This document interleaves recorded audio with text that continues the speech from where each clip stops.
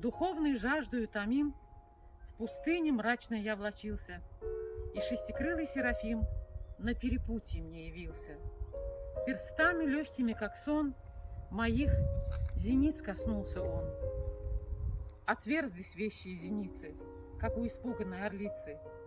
Моих ушей коснулся он, и их наполнил шум и звон, и внял я небо содроганье, и горний ангелов полет, и гад морских подводных вод, и дольный лозы прозябанье.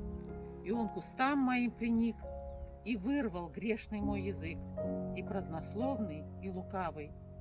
И он мне грудь рассек мечом, и сердце трепетное вынул, и уголь, пылающий огнем, во грудь отверстую водвинул, как труп в пустыне я лежал, и Бога глаз ко мне воззвал.